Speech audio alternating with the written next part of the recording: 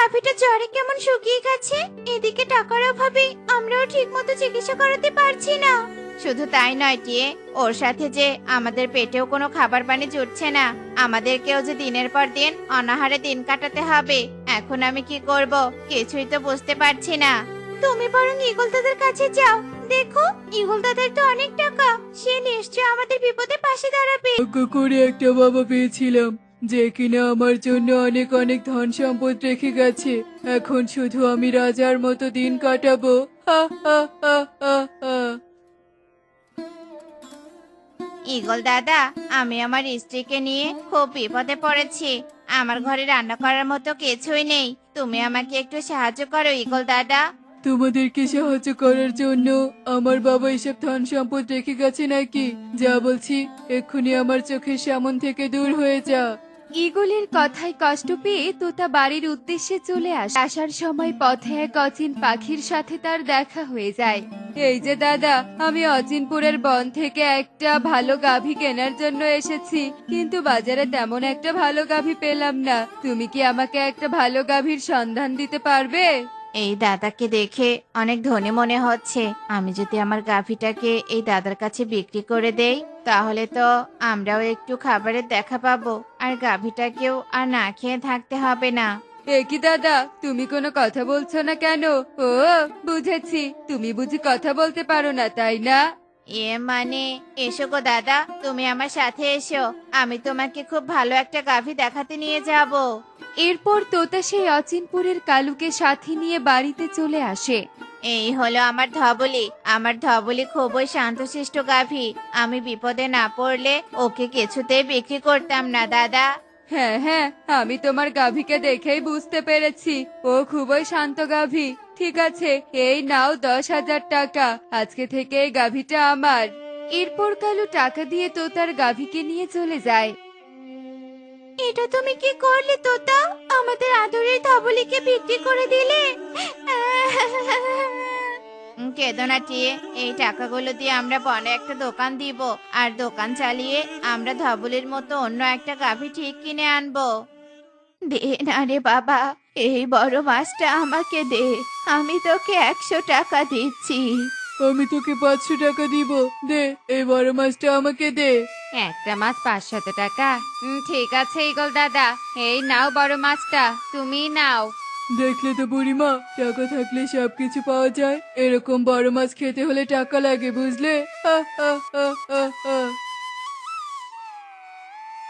কি ব্যাপার, আমার একমাত্র মেয়ে এভাবে কাঁদছে কেন?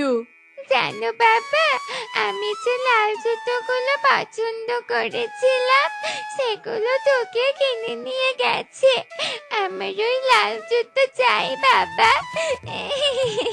কাঁদিস না রে মা, টাকা থাকলে সব হয়, আর সেটা তুই একটু পরেই বুঝতে পারবি। আয় তো আমার সাথে আয়। এরপর ঈগল তার মেয়েকে নিয়ে টোনার বাড়িতে চলে আসে। কি ইগল দাদা, তুমি আমাদের বাড়িতে? কি সৌভাগ্য আমার। শোন, তোর মেয়ে নাকি আজকে একজোড়া লাল জুতো কিনেছে। ওগুলো আমার চাই, আর এর জন্য তোদের যত টাকা চাই সব আমি দিব। লাল জুতো আমার খুব পছন্দ, তাই এগুলো আমি বিক্রি করব না। না করিস না রে মা, ইগল দাদা হলো বনের সব থেকে ধনী পাখি। তার কথা অমান্য করা আমাদের মতো গরিবদের উচিত হবে না। যা রে মা, জুতোগুলো এনে দে। এরপর টুকি ঘর থেকে লাল জুতোগুলো এনে দেয়, আর ঈগল সেগুলো অনেক টাকা দিয়ে কিনে নেয়। দেখলি রে মা, টাকা থাকলে সব হয়। চল এবার বাড়িতে চল। এরপর ঈগল ও ইকরি বাড়িতে চলে আসে, আর এভাবেই দেখতে দেখতে সেই দিন কেটে যায়।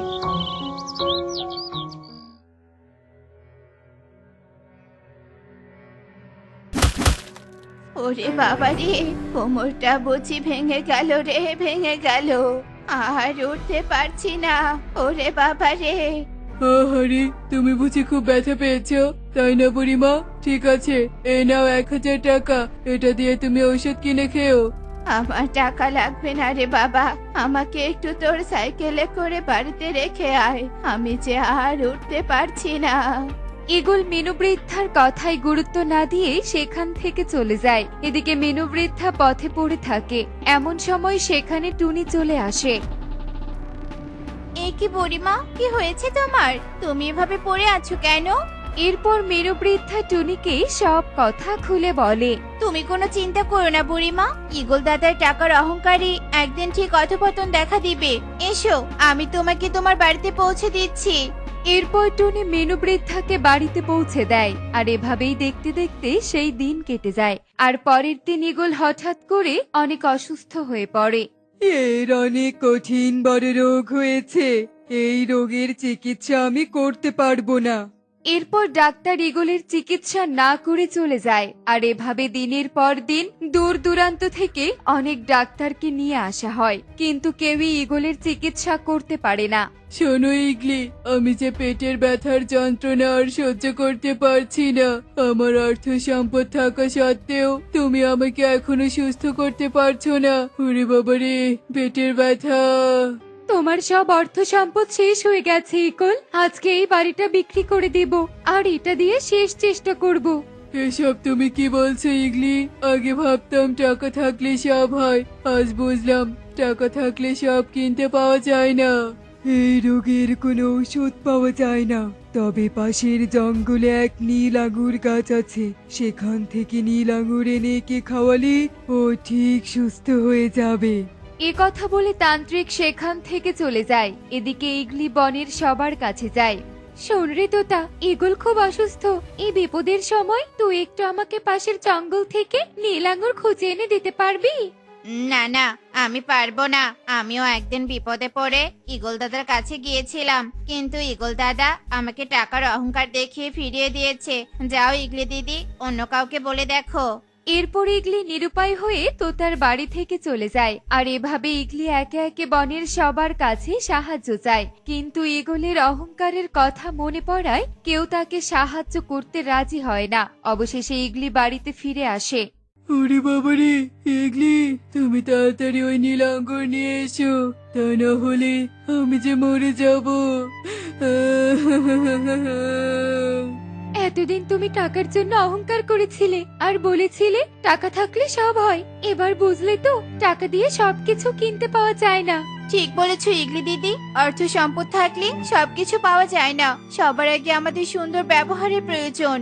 ঠিক বলেছিস টুনি, আমি টাকার অহংকারে মানে সবার সাথে খারাপ ব্যবহার করেছি। এজন্য আমার বিপদে কেউ আমাকে সাহায্য করেনি। আমি যদি মিলেমিশে থাকতাম তাহলে সবাইকে আমার বিপদে পাশে পেতাম। আমি আমার ভুল বুঝতে পেরেছি রে টুনি। অহংকার অধপতনের মূল। এই নাও ইগলি দিদি, আমি কিছুক্ষণ আগে পাশের জঙ্গলে গিয়েছিলাম, আর তখন এই নীল আঙ্গুরের গাছ আমার চোখে পড়ে, তাই আমি ঈগল দাদার জন্য নিয়ে এসেছি। এগুলো তুমি ঈগল দাদাকে খাইয়ে দাও। এরপর ইগলি ঈগলকে নীল আঙুর খাইয়ে দেয়, আর ঈগল সুস্থ হয়ে ওঠে। এরপর থেকে ঈগল বনের সবার সাথে মিলেমিশে থাকতে শুরু করে। দেখলে তো বন্ধুরা, টাকার জন্য আমাদের অহংকার করা উচিত নয়, কেননা অহংকার অধপতনের মূল। এমনই সব মজার মজার শিক্ষণীয় টুনি পাখির গল্প দেখতে আমাদের সাথেই থেকো। আর গল্পটি কেমন হয়েছে তা কমেন্টসে জানাতে ভুলো না কিন্তু। Bye bye. কি টোনা, তুমি কোরাল না নিয়ে এক ঝুড়ি পাথর নিয়ে কোথায় যাবে? আজকে আমি বনে যাব না টুনি, আজকে আমি গভীর জঙ্গলে টাটকা টাটকা ফল কুড়াতে যাব। আর যদি ফল কুড়িয়ে না পাই তাহলে এই নুড়ি পাথরগুলো দিয়ে ঢিল ছুঁড়ে ছুঁড়ে ফল পারবো। ও বুঝেছি, তার মানে আজকে থেকে তুমি কাঠ বিক্রি না করে ফল বিক্রি করবে, তাই না?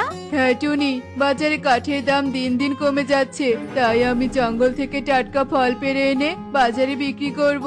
যদিও জঙ্গলে অনেক হিংস্র জীবজন্তু থাকে, তবুও কি আর করার, পেটে খেলে একটু কষ্ট তো করতেই হবে। এরপর টোনা এক ঝুড়ি নুড়ি পাথর নিয়ে জঙ্গলে চলে আসে, আর এদিক সেদিক ঘুরে ফল খুঁজতে থাকে। না, এখানেও কোনো সাপ নেই। আজকেও মনে হয় একটা সাপ ধরতে পারবো না। ইস, আমার কতদিনের ইচ্ছাধারী নাগ বা নাগিনকে ধরে হঠাৎ করে অনেক ধনী হয়ে যাব, কিন্তু সেদিন যে কবে আসবে কে জানে। যাই, বাকি সময়টা অন্য কোথাও খুঁজে দেখি। এরপর কালু এদিক সেদিক তাকিয়ে আবারও একটা সাপ খুঁজতে থাকে। এই তো একটা আপেলের গাছ পেয়েছি, কিন্তু এ আমি কি দেখছি? এই গাছের নিচে একটা সাপ, তাতে কি হয়েছে? সাপটা তো আমার কোনো ক্ষতি করেনি, ও ঘুমাচ্ছে যখন ঘুমাতে থাক। আমি এদিকে আমার কাজ করি। এ কি, আমি কি দেখছি? এটা তো সব থেকে শক্তিশালী নাগকন্যা। খুলেছে, এবার আমার কপাল খুলেছে। এবার আমি একে আমার বিনের সুরে বশ করব। তারপর এর রাজ্যের সমস্ত ধন সম্পদের সন্ধান জেনে নিব। আরে এত সুন্দর একটা নাগকন্যাকে কিনা সাপুরে বন্দি করবে। তারপর তো নাগকন্যা আর কখনো রাজ্যে ফিরতে পারবে না। না না, চোখের সামনে এত বড় অন্যায় আমি দেখতে পারবো না। এরপর কালু যেই না বিন বাজাতে ধরে, ঠিক তখনই টোনা নুড়ি পাথরগুলো দিয়ে সাপুরের দিকে ছুঁড়ে মারতে থাকে। ওরে বাবারে, মরে গেলাম রে, মরে গেলাম। এই বজ্জাতাই, কে তুই? আর আমাকে এভাবে ঢিল ছুড়ছিস কেন? আমি কিছুতেই নাগকন্যাকে ধরতে দিব না। নাগকন্যা, ও নাগকন্যা, তুমি কি আমার কথা শুনতে পাচ্ছ? ওঠো নাগকন্যা, ঘুম থেকে ওঠো, তা না হলে যে এই দুষ্টু সাপুরে তোমাকে বশ করে ফেলবে। নাগকন্যা, ও নাগকন্যা। টোনার চিৎকার শুনে নাগকন্যার ঘুম ভেঙে যায়, আর সে সাপুড়িকে দেখতে পেয়ে সেখান থেকে পালিয়ে যায়। এদিকে টোনাও ঢিল ছুড়া বন্ধ করে দেয়। বদমাস কোথাকার, তোর জন্য আমি নাগকন্যাকে ধরতে পেলাম না। ইস, আর একটুর জন্য আমি ধনী হতে পারলাম না। তোকে আমি ছাড়বো না। পাশের বনে কখনো তোকে দেখলে ইচ্ছে মতো মারবো। দূর দূর, নাগকন্যাটা হাতছাড়া হয়ে গেল। এরপর কালো সাপুড়ে আফসোস করতে করতে সেখান থেকে চলে যায়। এদিকে টোনা আবারও নুড়ি পাথর দিয়ে আপেল গাছে ঢিল ছুটতে থাকে। এমন সময় ঝোপের ভেতর থেকে নাগকন্যা টোনার কাছে চলে আসে। ধন্যবাদ টোনা আঙ্কেল, তুমি আমার প্রাণ বাঁচিয়েছো। তাই আমি তোমাকে কিছু উপহার দিতে চাই। বলো তোমার কি চাই?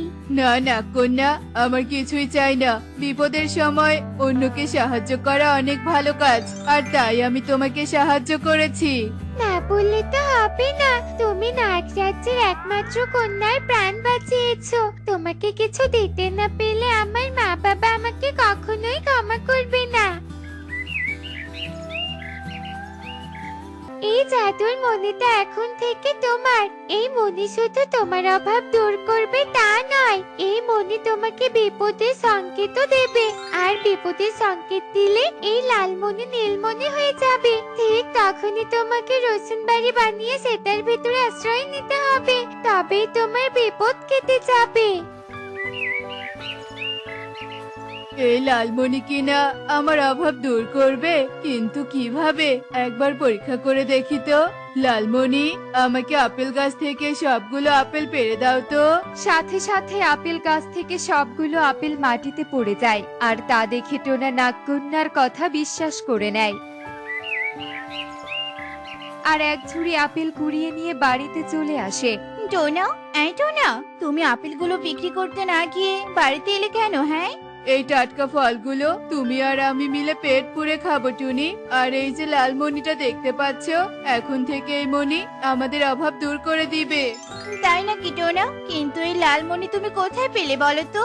এরপর টোনা টুনিকে সব কথা খুলে বলে, আর দুজন মিলে টাটকা টাটকা আপেল খেতে থাকে। আর এভাবেই দেখতে দেখতে সেই দিন কেটে যায়। এদিকে টোনা ও টুনি লালমণির সাহায্যে তাদের ঘর বাড়ি পরিবর্তন করে ফেলে, আর এভাবে দেখতে দেখতে বেশ কিছু দিন কেটে যায়। টোনা, এই টোনা, এই দেখো কি কাণ্ড ঘটেছে। কি হয়েছে টুনি? এভাবে চিৎকার করছো কেন? এ কি সর্বনাশ হয়েছে? লালমণি নীল হয়েছে, তার মানে আমাদের সবার কাছে বিপদ ধেয়ে আসছে। এক্ষুনি এই খবরটা বনে সবাইকে গিয়ে দিতে হবে, আর আমাকে তাদের সবাইকে বাঁচাতে হবে। তুমি বাড়িতে থেকো টুনি, আমি এক্ষুনি আসছি। এটা কি হলো? টোনা হঠাৎ কোন বিপদের কথা বলছে? কিছুই তো বুঝতে পেলাম না। কিসের বিপদ? আর তুই আবার ভবিষ্যৎবাণী করতে শিখলি কবে থেকে? যা তো যা এখান থেকে। কিসের বিপদ আসে আসুক, আমি আমার বাড়ি থেকে কোথাও যাব না। ঠিক আছে তোতা দাদা, তবে মনে রেখো পুকুর পাড়ে একটা রসুন বাড়ি বানানো থাকবে। যদি মনে করো তাহলে এসো। এরপর টোনা একে একে বনের সবাইকে বিপদের কথা বলে সাবধান করে দেয়, কিন্তু কেউই টোনার কথা বিশ্বাস করে না, বরং হাসি ঠাট্টা করে টোনাকে তাড়িয়ে দেয়। অবশেষে টোনা পুকুর পাড়ে ফিরে আসে। কিসের বিপদের কথা বলছো বলো তো টোনা? নাগকন্যা বলেছিল এই লালমণি যখন নীল হবে তখন একটা বিপদ হবে, আর সেই সময় নীলমণির সাহায্যে নীল রসুন বাড়ি বানিয়ে সেখানে থাকলে সেই বিপদ কেটে যাবে। নীলমণি, নীলমণি, এখানে একটা নীল রসুন বাড়ি বানিয়ে দাও তো। এরপর সেখানে একটা নীল রসুন বাড়ি তৈরি হয়, আর টোনা ও টুনি সেই বাড়ির ভেতরে গিয়ে আশ্রয় নেয়। অন্যদিকে হঠাৎ বনে প্রবেশ করে এক ডাইনি। তোতা উঠিয়ে ডাইনিকে তাদের ঘরের দিকে আসতে দেখতে পায়। এই টিয়ে, ওই দেখো ডাইনি আমাদের দিকে আসছে। টোনা হয়তো এই বিপদের কথাই বলেছিল। এসো টিয়ে, আমরা পুকুর পাড়ে টোনার কাছে চলে যাই। এই পালাচ্ছিস কোথায়? দাঁড়া বলছে দাঁড়া, আজকে তোদেরকে আমি কুড়মুড়িয়ে খাবো। কে কোথায় আছো? পালাও পালাও, ডাইনি এসেছে, পালাও। ওরে বাবা রে, দাদা দাদা ডাইনি, টোনা ঠিক কথাই বলেছে। যাই বাবা, টোনার কাছে যাই, নয়তো এই শেষ বয়সে এসে ডাইনির পেটে যেতে হবে। তোতার চিৎকার শুনে সবাই পুকুর পাড়ে নীল রসুন বাড়িতে চলে আসে, আর ডাইনিও তাদের পেছনে চলে আসে। একে তোরা সবাই এই রসুন বাড়ির ভেতরে গেলি কেন? বের হয়ে আয় বলছি, আমি তোদেরকে খাবো। এরপর ডাইনি যেই না ঘরের ভেতরে প্রবেশ করতে যাবে তখনই ঘর থেকে তীব্র আলোক রশ্মি বের হতে থাকে, আর সাথে সাথে ডাইনি চিৎকার করে ওঠে, ওরে বাবারে, এটা তো কোনো সাধারণ ঘর নয়। এই ঘরে কোনো অশুভ শক্তি প্রবেশ করতে পারবে না। না না, এখানে থেকে আর কোনো কাজ নেই। অন্য বনে গিয়ে দেখি দুই একটা পাখি ধরতে পারি কিনা। এরপর ডাইনি ওই বন ছেড়ে পালিয়ে যায়। এদিকে সবাই ডাইনির হাত থেকে বেঁচে গিয়ে টোনাকে ধন্যবাদ দিতে থাকে। ধন্যবাদ টোনা, তোর কথা আমরা অবিশ্বাস করে ভুল করেছি। তোকে অসংখ্য ধন্যবাদ রে। দেখলে তো বন্ধুরা, ভালো কাজের ফল সব সময় ভালো হয়। এমনই সব মজার মজার শিক্ষণীয় টুনি পাখির গল্প দেখতে আমাদের সাথেই থেকো। আর গল্পটি কেমন হয়েছে তা কমেন্টসে জানাতে ভুলো না কিন্তু। Bye bye.